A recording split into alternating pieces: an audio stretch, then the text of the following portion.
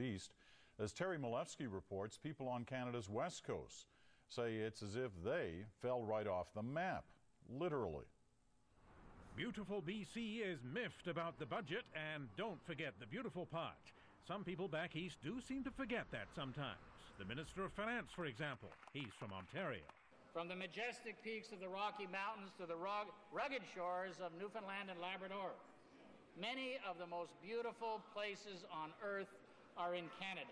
Wait a minute, check the map. From the majestic peaks of the Rocky Mountains to the rugged shores of Newfoundland and Labrador, what about BC? Is BC no longer beautiful?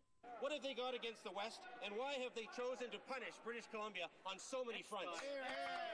Of course, the real issue is not a geographical faux pas in the budget speech, but the budget itself. Go and read the budget. The answers are there for you. At first glance, the numbers don't look so bad. Federal transfers to BC will be just over $5 billion in 2008. That's an 8% increase over 2005.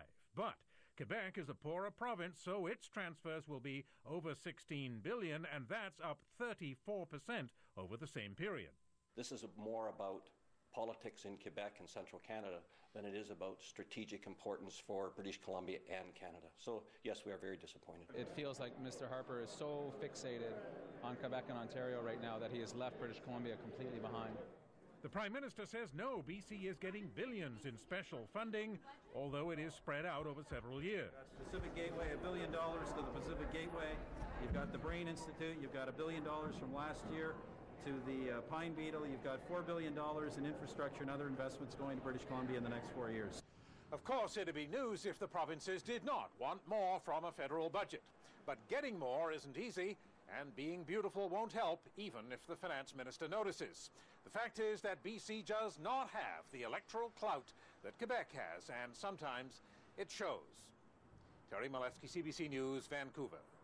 Members of Canada's